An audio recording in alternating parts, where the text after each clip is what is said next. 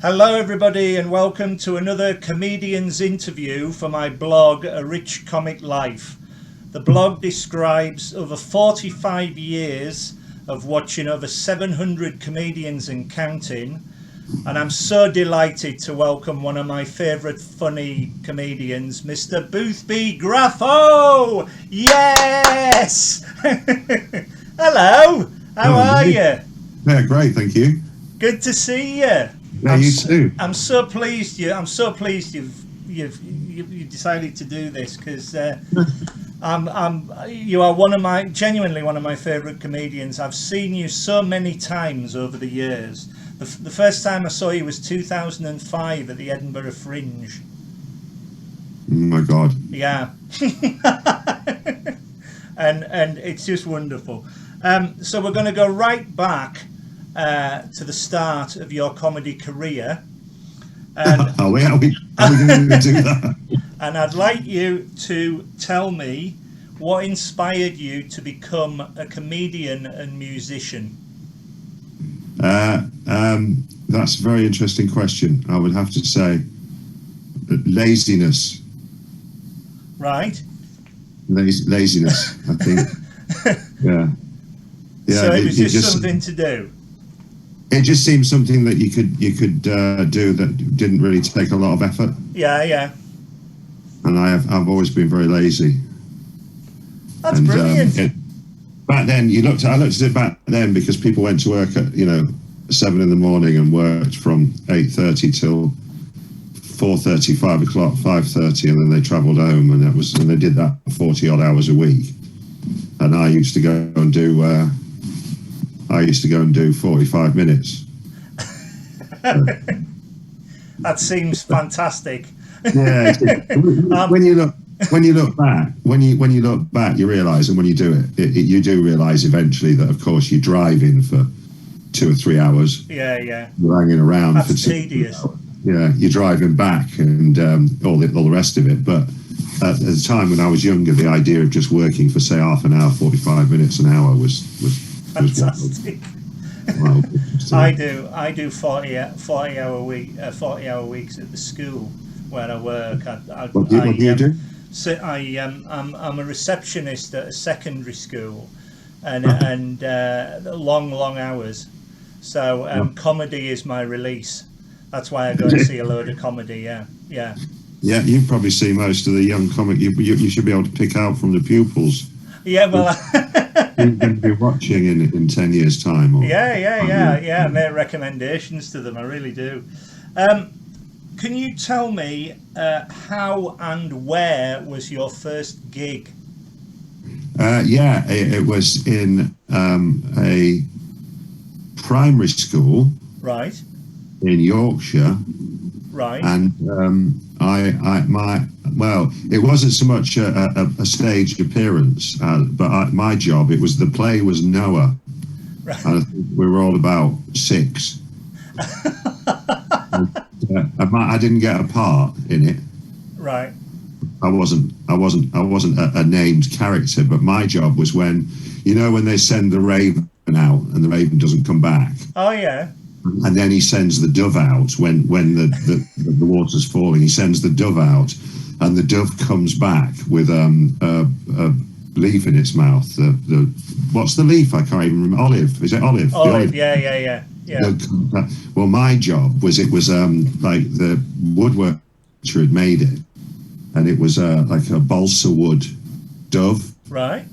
And my job was to pop up behind the boat and throw it when he sends it, and I throw it and it would float over the audience. and then a little bit later somebody would throw it from the back of the room. Wow. With an olive branch in its mouth. Wow. And that was your first stage appearance? That was my first way. I wasn't supposed to be, because I popped up in the wrong place and was visible, which I wasn't supposed to be. I was supposed to be behind a flat. Yeah. And I came up in the wrong place. And that got a laugh. And then I threw the dove, but I didn't throw it very well. And rather than soar over the audience majestically, it just fell on its nose about 6 inches in front of me. And I had to pick it up I'd pick it up and throw it again. Yeah. And it went the other way, the wrong way. And big laugh. Those were my first laughs, man. I was hooked. Oh, and that was it. Once you get the laughs, it is like a drug, isn't it? It's extraordinary. Yeah, it kept me going all the way through detention. Yeah. What was your first paid comedy gig? Did you go through the 5 minutes in a pub and then build up that way, or were you thrown in at the deep end? Oh no! First paid one was I did one of those. They used to call them the showcases. Right. This wasn't in London. This was in Nottingham. They did showcases, and all the agents would go, and that would be like the 5 minute open spot, I suppose. Yeah. You do 5 to 10 minutes, and you'd be on with about 30 or 40 other acts. Yeah. And then the agents for the various areas were there, and I think it was the Roe Birch Sports and Social Club. Wow. Not far from Stoke, I think. I went to college there. Did you? I went to college, Staffordshire University. Oh yeah. 1986. Oh yeah, this was just before that, I think. Yeah. Yeah. Wonderful place. Great 2 years I had. Yeah, it's a nice place, isn't it? It's nice country and everything. It's one of those. It's black country, isn't it? That's right. Yeah. Really good. We're underrated on the countryside side of things. It's very pretty. Yeah, it is. To date, what has been your best and worst comedy gig? Have you got one? Yeah, the Roe Birch Sports and Social Club. Was it that good? It was awful. It was really awful. How many was in the crowd? I don't remember that as such. A lot, I think, but not to see me. Obviously, they were just there on a night out. It was like I was on after the singer. Yeah. I was in the first half. I was on after the singer, and then in the second half, I was on after the magic act. Right. And as the evening went, I was on after the singer, and I was paid off before the second half. The days of variety, my friend. Yeah. They gave me half my money and told me to go. To go. Oh, mate. But that says something about your act, doesn't it? When people tell you that they would rather have nothing than you, and that's what they said. That's not fair for you, because it's such a good act. We'd rather have a magic act followed by half an hour of nothing. because we feel that would be more entertaining. That's not true.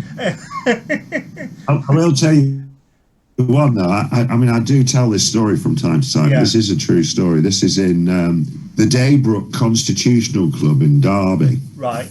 And I was doing very badly, and there was quite a few in, and it was not going well.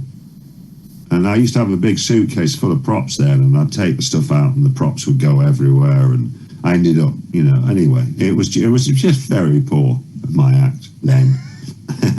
And anyway, it was going so badly. Eventually, this bloke just got up on stage. He was probably, only a couple of years older than me. I was about 22 or something, 23.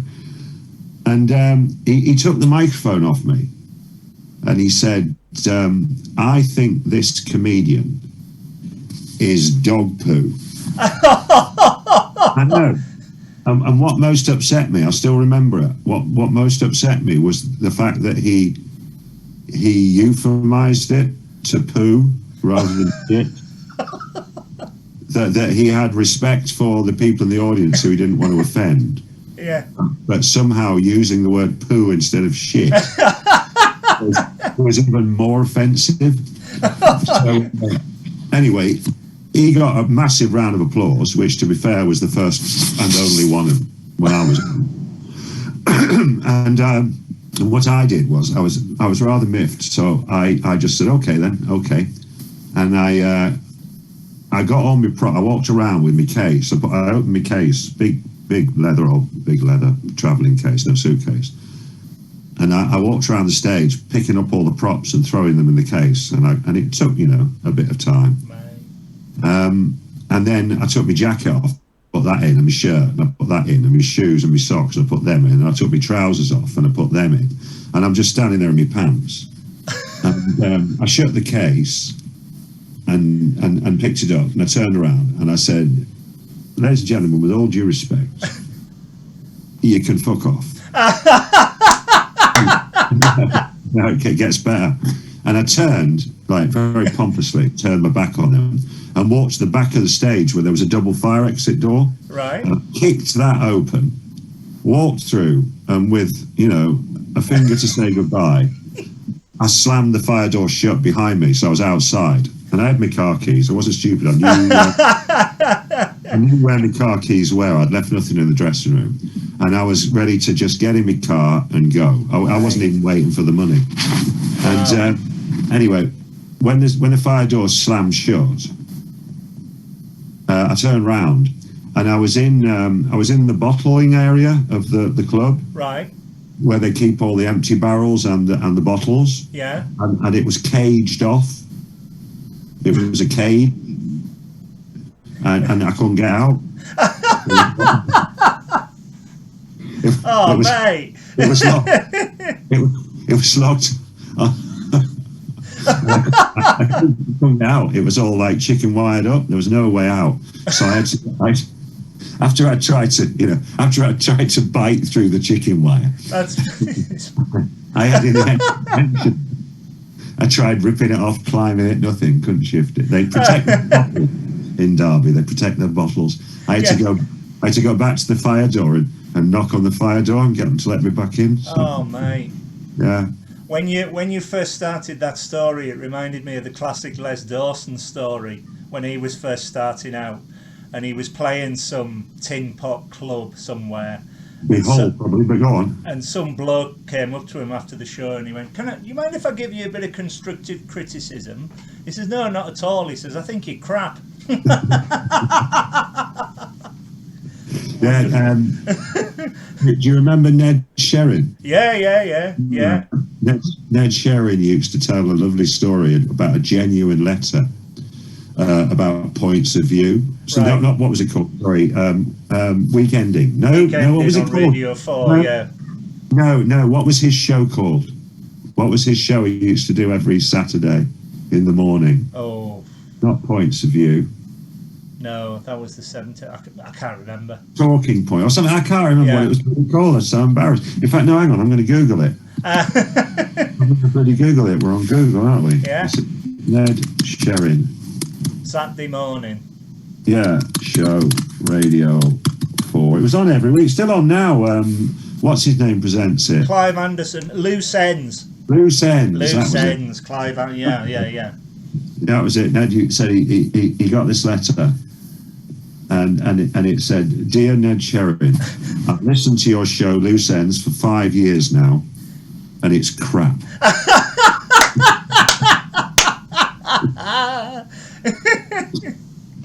How do you respond to that? He was a lovely bloke, Ned Sherrin. He really was. Yeah.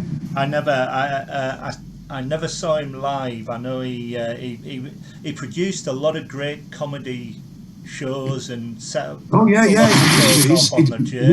Like what's it? No, up the Coliseum. What was it called? Frankie Howard and David Frost and all that crowd. Yeah. He was a major producer, wasn't he? Yeah. And that was the week of Was. That's what the week that was, of course. Yeah. He was a major player, old Ned. Yeah. We got rid of him in the end, but he was a major player. He was.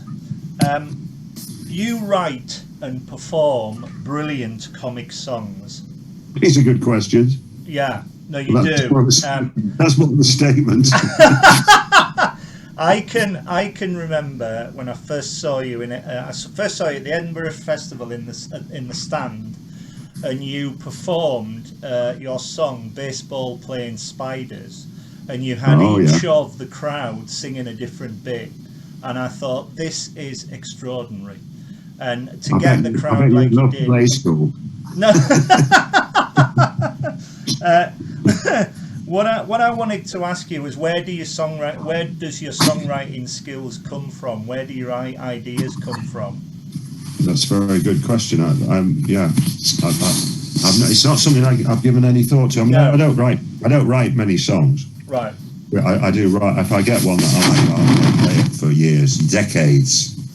As you well know, I'm still singing that one. that one was written in New Zealand, in a hotel in Wellington. Right. When it was about 10:30 in the morning, and it was raining, and there was a cat in the room. Yeah. This is the thing. It was New Zealand's a fantastic place. I can't go back. It was a fantastic place. But there was this hotel room they'd given me. It was lovely, but there was a cat in my hotel room, which I didn't mind. I like cats, so I didn't say anything. And this cat was just in my hotel room. It was a big, kind of tortoise-shelly cat. And this is serious. This is true. This is true. This is something else that happened. I was sitting with a guitar, fiddling around, and I was watching baseball on the telly. They had US telly on. Yeah. I was watching the baseball, and it was 10:30. There was nowhere to go. It was pouring down with rain, and I was just fiddling around, and I was looking at the cat, and the cat was just sitting there watching the baseball with me, sitting on the floor. And this spider, they have some quite big spiders. They do have some quite big spiders over there, and this spider came walking along. And it was a fair old sized thing. It didn't look dangerous, but you never know, do you? But anyway, it walked past the cat, and the cat watched it walking past it. And as it got as far as it could to the left of the cat, and the cat just put its paw out like that. And the spider turned around and walked back the other way, complete 180'd. And the spider got that far off to the right, and the cat put its other paw out and stopped it. And the spider, just rather than go the other way, the spider just turned around again and started off the same way. And the cat just kept stopping it like that, and it kept turning around, and it did it about 3 or 4 times. It was fascinating to watch. And then the spider got to the middle, between the 2 paws of the cat, and it stopped dead in the middle, and didn't move for the longest time, and the cat ate it.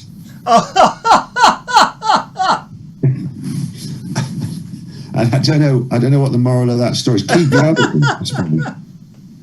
Don't stop.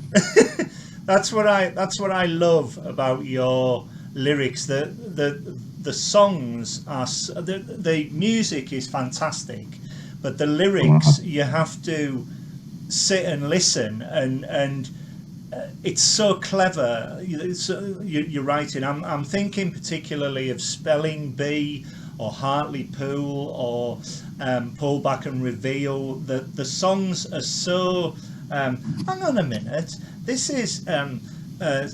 He's using a word that he's doing A, B, C, D, E, F, G for Spelling Bee, and it's fantastic how you link it all together. It really is. Well, you're very kind. You're very kind. People are saying I should be rewriting that for the current age, but I think well, you might as well. I'm very lazy. I'm not going to be doing. What I do want to say as well is, and I genuinely mean this. You know, I have all your CDs. When I live in London. I live and work in London, but my home city is Carlisle. And whenever I get on a train, genuinely, I always look through my CD collection, and it always goes back to your songs. And I listen to your songs, and they just cheer me up no end. And I can't thank you enough for that.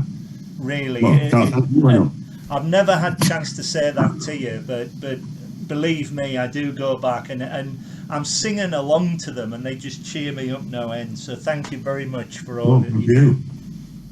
Thank you, Richard. What do you think makes a good comedian?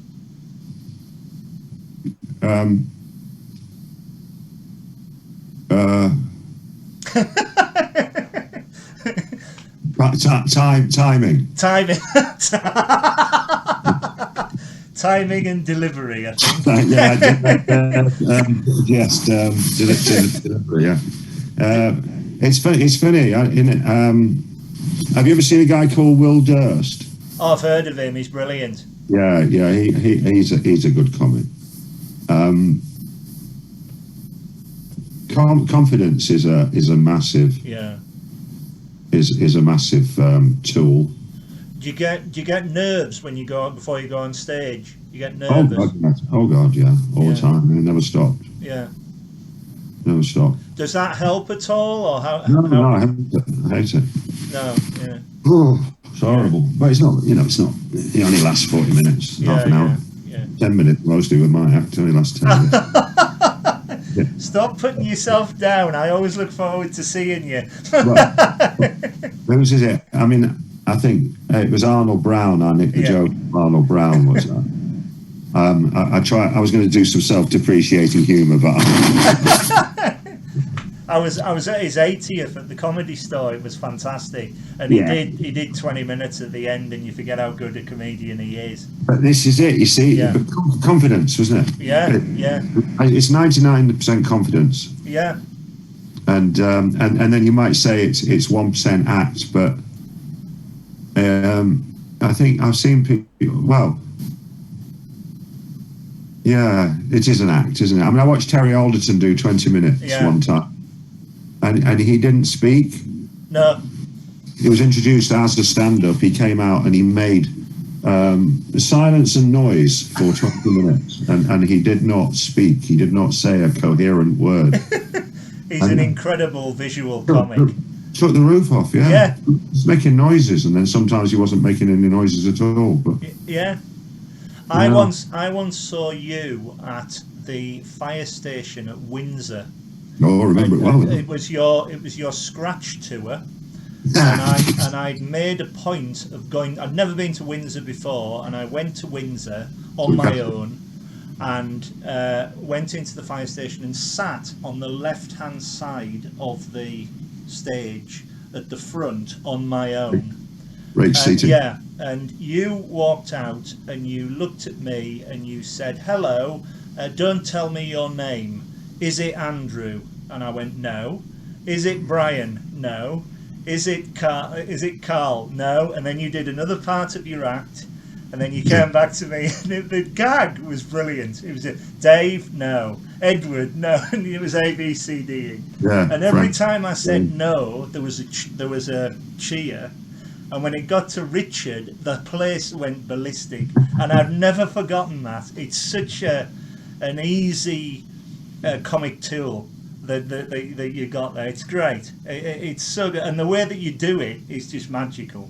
I don't know whether you do that all the time. But. Still do it. It works. I got told off by Derek Acora. I did, and it was a tribute. It was actually I considered it a tribute to him, but before he went. Yeah. Before, sad that he went. Yeah. Yeah, he didn't like it. Oh, good. No, I loved it. Absolutely loved it. We will move on, my friend. Move on. How do you cope, if at all, with any difficult audiences? Tears, pleading, begging, that sort of thing. Do you have any remarks to them? Do you speak back to them, or? I used to. Don't do it anymore. Yeah, in the old days, if it was hard work. Yeah. Because as well, things like festivals and comedy gigs as well. Yeah. I mean, circuit gigs, especially London. Yeah. When I first started, it was working men's clubs, so you were the only comic on. Yeah. So if the comedy wasn't going down well, there was only one person to blame. But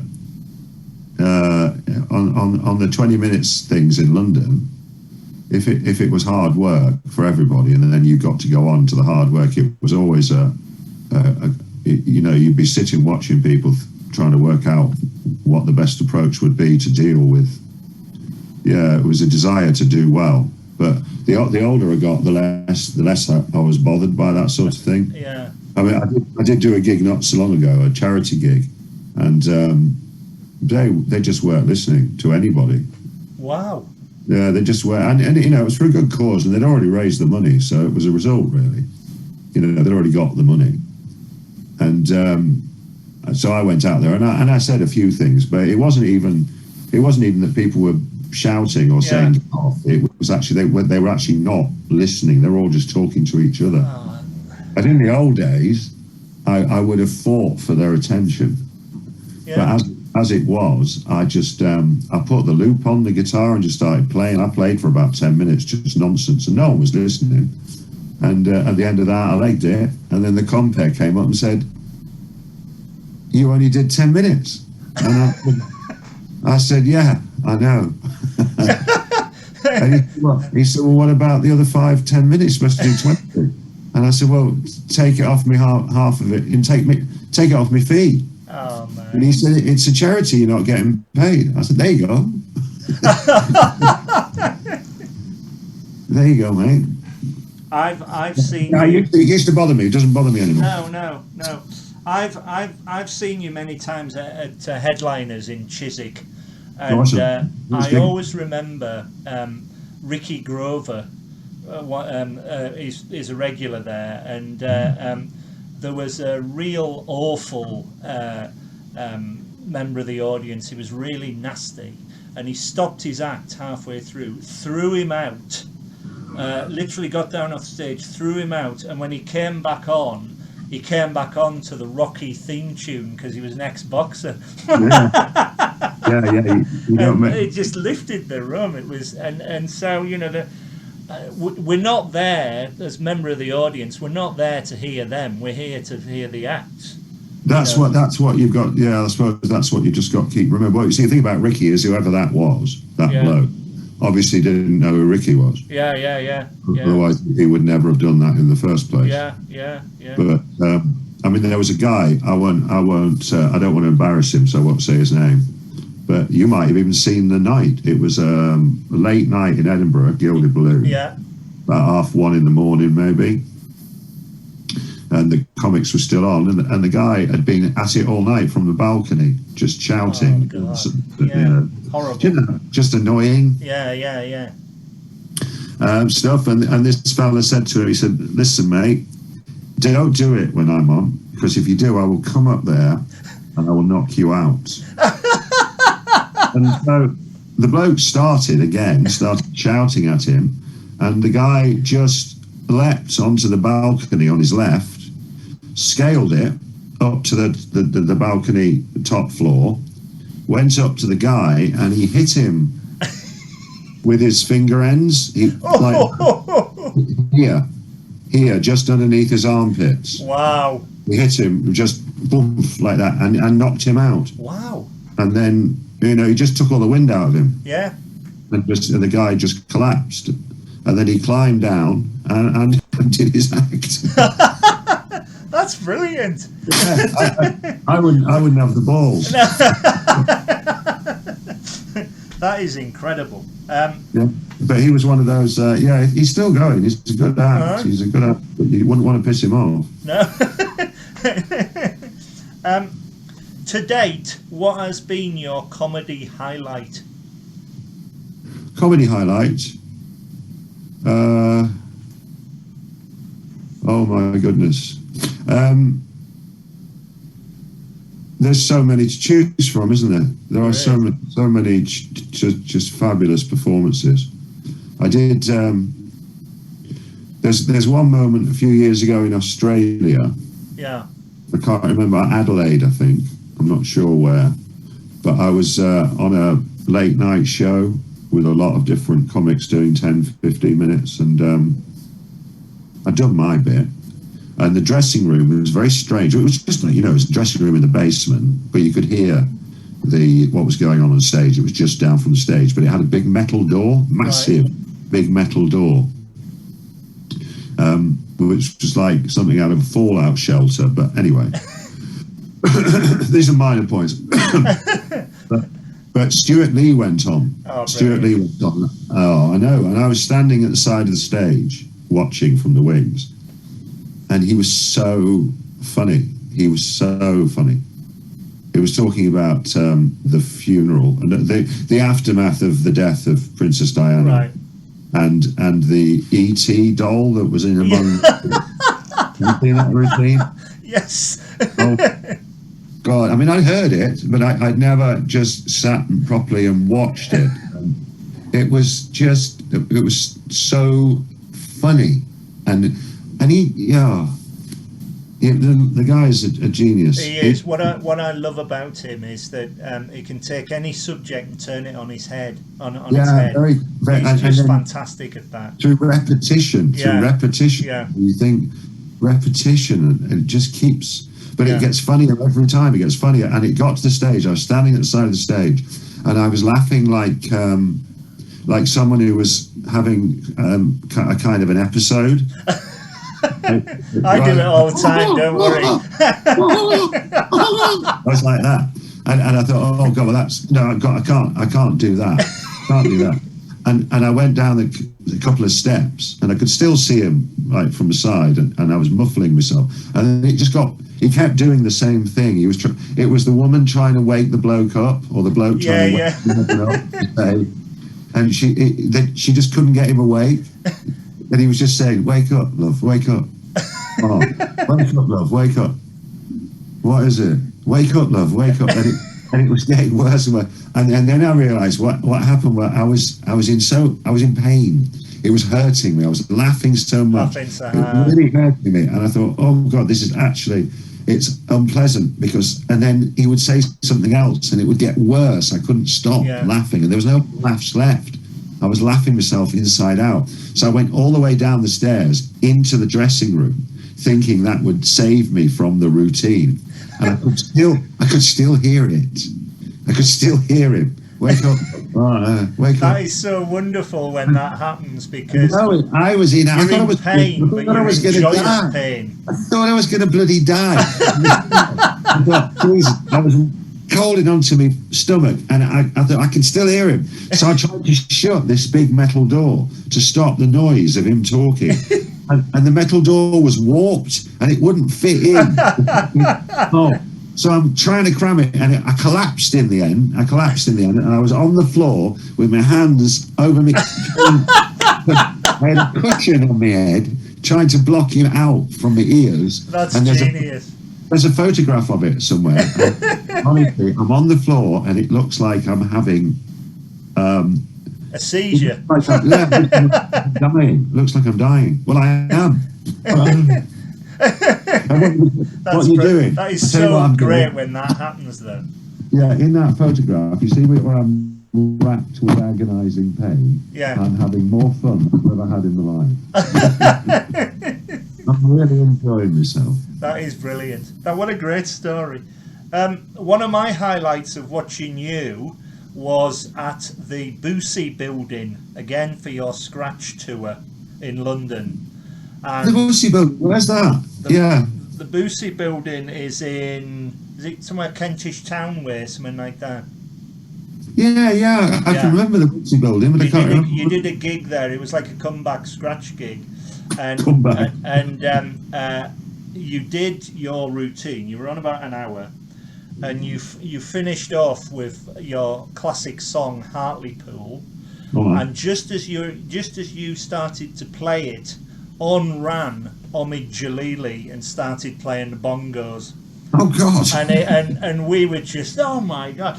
And what's been great to see is your friendship with him over the years, because I saw him at the Hammersmith Apollo and you were supporting him, and you came on and everybody was like, oh, when's Omid Jalili on? You could see them restless, but then as you did more and more and more, they loved you, and I was delighted for you that night. I saw you. Thank you.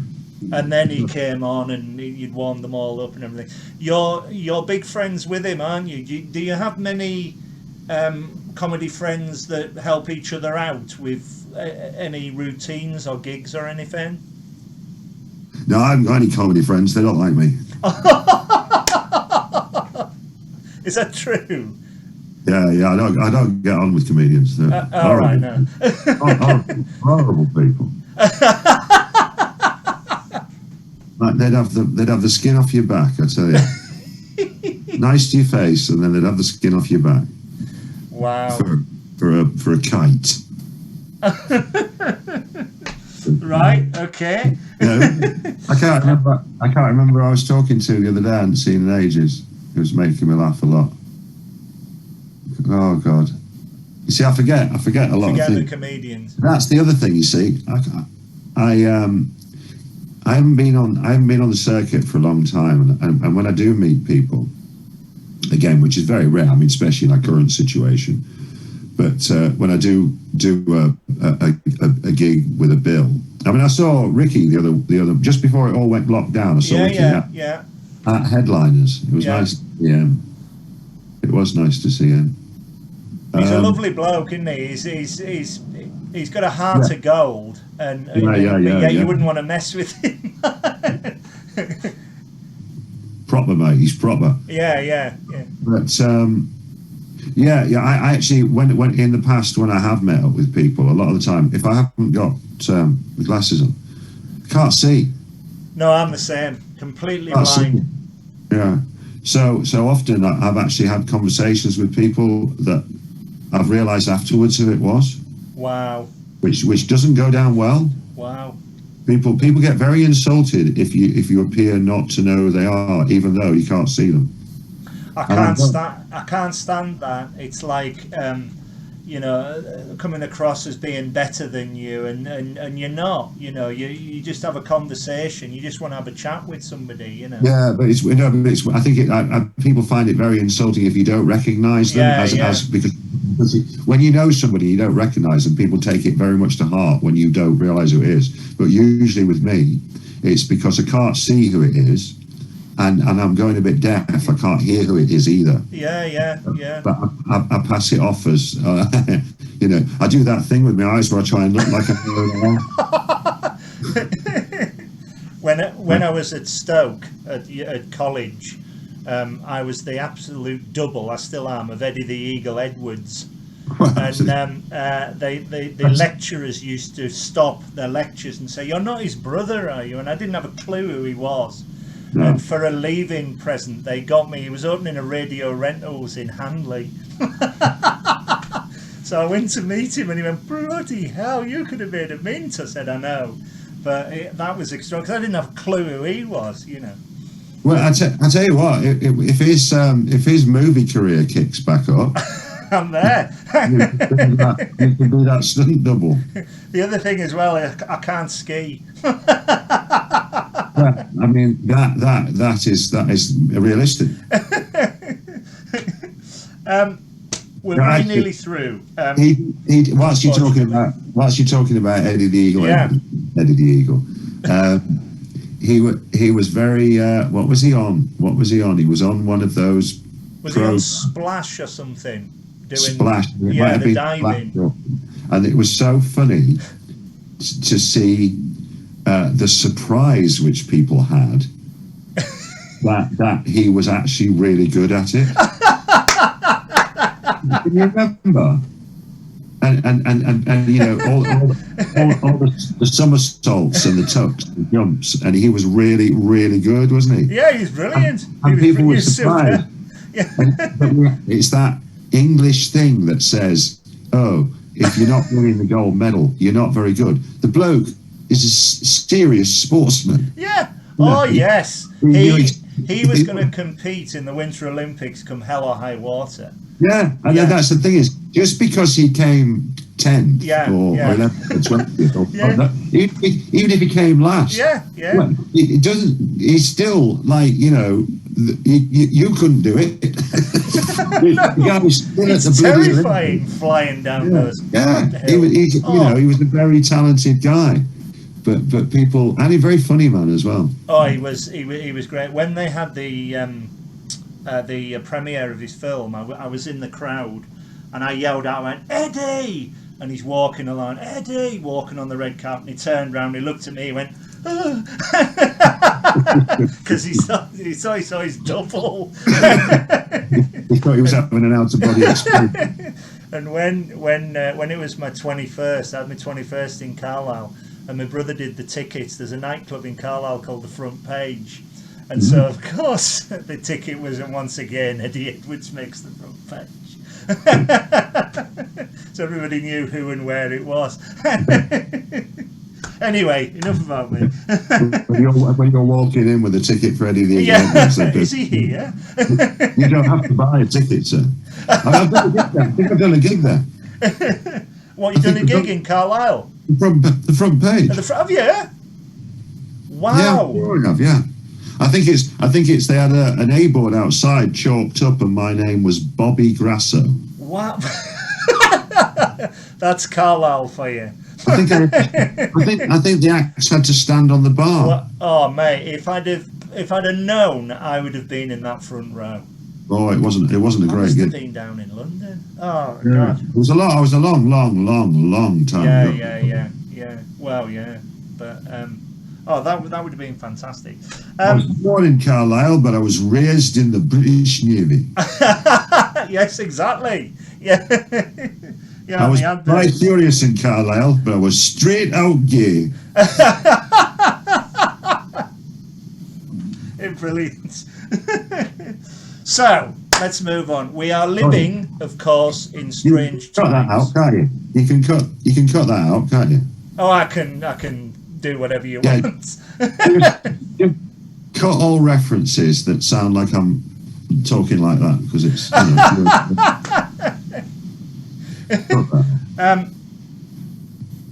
We're all living in strange times. We're all living in a world of poultry. Yes. How have you found online gigs as opposed to live gigs? Is it easier for you? Oh, I love it. Yeah. I love it. Yeah, it was slightly weird to begin with not to have audience reaction, but because even when an audience live don't laugh, you can still hear it. Yeah. You can hear that lack of laughter, you know what I mean? Whereas on a Zoom gig, nobody can hear anything. And you never know you never know what's gonna happen on them. You get to decide yourself whether it went well or not. Yeah. As you say the line, you're the one who gets to decide if that was a good reaction. Yeah. And you carry on accordingly. So I actually do like it. The travel from the house to the gig, also in the house, is much better. Of course. Literally, you press a button and you're on. Yeah. The rider is is always better. Do you not miss live gigs though? Not really, no. No. So you're doing a month of gigs online called Songs and Stories, which is fantastic, by the way. Well, thank you very much indeed. 2 months. February. We're doing February as well. You're doing February as well. I'll be at every one of them, mate. That's brilliant. That would be great. I don't think they're coming out of any. I don't think it's changing in February, is it? No. I can't see it changing until about April, May, if that. Yeah, exactly. Yeah. You know, so online gigs a lot easier to do for you. Oh no, much harder to do. Harder. Yeah. But sorry, I see what you mean. Yeah, well, it's depending. The logistics of getting there and being on time, and they're a lot easier. Yeah. But it's easier for me to play music because you only have the pressure of yourself listening to yourself. Yeah. So it makes me more likely to play music. Yeah. It fills more time, you know. Yeah. If you see me online live, you'll notice how a lot of my songs now have this like extra chorus, or extra few chords, because I'm just filling time, mate. It's filling time. That's great. Because I know my ventriloquist with a mask on routine doesn't cut it. Like me, do you? I do very much. Do you go to many gigs like me as a member of the audience? Well, obviously not recently, no, but at Edinburgh, I would watch a lot of shows, yeah. Anything, you know, not music and theatre. And Are you as bad as me, where I have my holidays in Edinburgh? I go for a week and I see about 60 shows in a week. Yeah, I do see quite a lot. Yeah. I do see quite well. I used to anyway. I stopped going for that very reason, because we realised we'd never taken the kids on holiday. We realised we'd only ever taken them up to Scotland to see Edinburgh. And what we did was we went and spent a month in a little village on a mountain in Spain, and it cost less than Edinburgh. Wow. And it was much nicer. Yes. So I never went back. No, it's a shame that you don't perform there, because I always look for you in the Edinburgh Fringe programme, and you're not there. I think I might go out a season when it all opens up again. I might go and do a two out of season. I'll stop off in Carlisle on the way. That would be brilliant. That would be so good. Just one more thing I want to say. Is there anything else you want to say? Is there anything you want to plug, or any books you're writing, or any CDs, or any show, your online show? That's very kind of you. Well, this isn't coming out until later, though, is it? When's this coming out? It'll be mid-February by the time it goes on, so there'll still be. If you're doing February. I mean, I don't actually know. I've got on in February. Yeah, I've got a couple of big ones in the pipelines, and a couple of really, you know, not so well known but really good acts. Fantastic. You know, really, you know, what people I think are just personally, I think should be much better known than they are. I think that about you. Yeah, Genuinely. Right, you do not realise how much you've made me cry with laughter over the years. Really? I'm telling you, I love the originality and the unexpectedness of your act. You just never know what you're going to get next, and I love that. I only do it for you. My work That's is done. not true. They look like somebody. Is that like somebody else's hand? Yeah. I tell you. Are you familiar with Andrew O'Neill? Oh, he's brilliant. Yeah, he's one. And David Eagle. Yes, I've heard of him. I've never seen him, but I've heard of him. Very, very. He's never seen you either. He's very. He's very good. Yeah. There's a few that you just think, oh, you're good. Yeah. Yeah. And that's the magic, isn't it? When you find somebody that I always love to watch them develop. When you find somebody and you think that was hilarious, that was original, that was, you know, there's something else more about the comic, and if I love it, I really go to town with them. They're absolutely hilarious. So yeah, there are some good ones out there. Yeah. Long live you as well. Long live your career, my friend. Because you, as I say, you've made me laugh so much over the years. Like you're doing now. I wish I'd gone then. That would be fantastic. That would be just perfect. Thank you so much for your time. I've thoroughly enjoyed talking to you. Oh, likewise, man. You're very welcome. Thank you very much for talking to me. And all the best to you with everything that you do. No, same to you. Same to you. Good luck with the whatever this is. It's a blog, mate. It's a blog. An interview for a blog. All right, mate. All the best to you. Thanks so much. Cheers now.